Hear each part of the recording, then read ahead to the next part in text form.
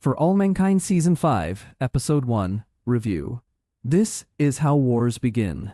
Author Denis Kimathi. Colonialism rarely announces itself as such. It begins as exploration, then quietly hardens into ownership, control, and exploitation.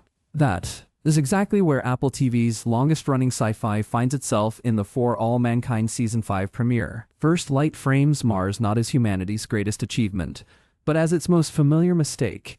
A new world already caught in an old fight over who gets to claim it. Mars is no longer an outpost. It's a thriving colony, sprawling far beyond the early days of Happy Valley, with its own systems, culture, and identity. And that evolution has created a fracture that feels impossible to mend. Mars and Earth remain farther apart than ever, even though their physical distance has been significantly reduced. Martians are ready for autonomy, but Earth says no. In the aftermath of the Goldilocks heist, Earth and Mars are locked in mutual dependence and mutual resentment. Each side believes it's being used.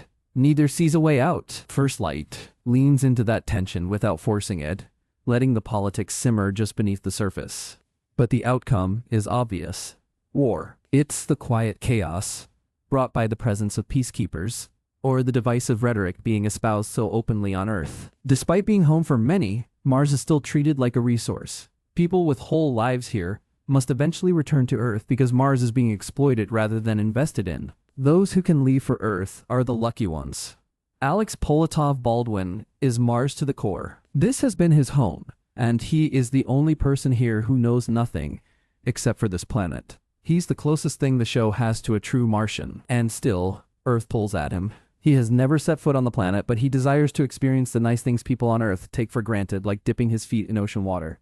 That contradiction sits badly with him as he feels trapped on this planet. Leaving it would most likely kill him, but staying on it is killing him, too. The arising Mars-Earth conflict puts Alex in a very peculiar position because he has reasons to root for both sides. But realistically, he can only side with one: Mars. My heart breaks for him when he sees his friends graduate and go to Earth while he's stuck at home watching VR videos. For All Mankind, focus on Alex reframes the story not just as a story of discovery but also of survival. And the impending conflict of autonomy and control has more stakes for him than anyone could fathom. The stakes for Martian pioneers feel high, but they always face bigger ambitions. For All Mankind has always been about major discoveries, and even though the previous season had faltered in that part, this season is an opportunity to try again.